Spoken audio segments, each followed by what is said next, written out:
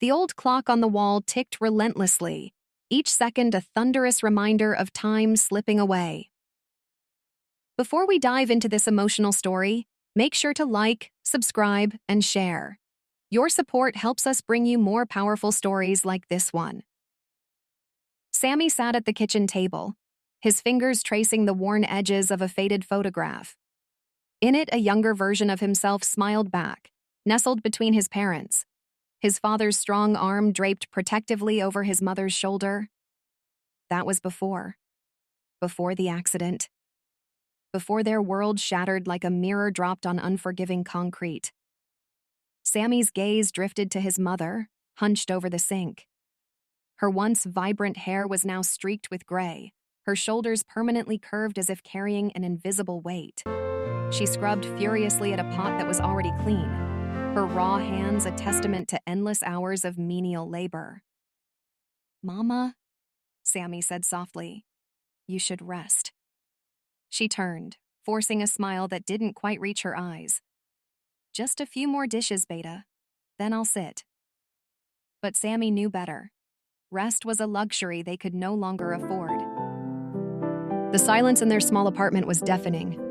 Gone were the days of his father's booming laughter, of the smell of his mother's cooking filling every corner. Now, the air hung heavy with unspoken worries and the acrid scent of desperation. A sudden cry pierced the quiet. Aisha, his little sister, whimpered from the other room. At 8 years old, she was too young to fully understand their loss, but old enough to feel its crushing presence. Sammy rose, his chair scraping against the floor. "I'll check on her." As he crossed the room, a familiar gnawing sensation clawed at his insides. Hunger. It had become their constant companion, as unwelcome and persistent as the bill collectors who knocked on their door with increasing frequency. He paused at the threshold of Aisha's room, steeling himself. For her, he had to be strong. For her, he had to pretend that everything would be okay. If you're feeling the emotion in this story, don't forget to like, subscribe, and share. It really makes a difference and helps us reach more people with stories that matter. But in the depths of his heart, a terrifying question echoed. How long could they go on like this?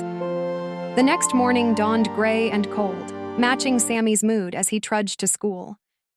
The weight of his backpack felt insignificant compared to the burden he carried in his heart.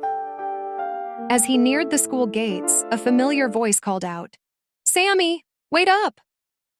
He turned to see Maya jogging towards him, her bright smile a stark contrast to the dreary day.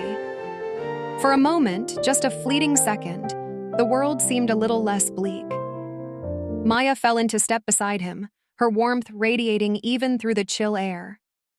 "You look tired," she said, concern etching her features. "Everything okay?" Sammy nodded, mustering a weak smile. "Just didn't sleep well."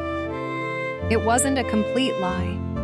Sleep had become elusive, his nights filled with worry and the muffled sounds of his mother's quiet sobs.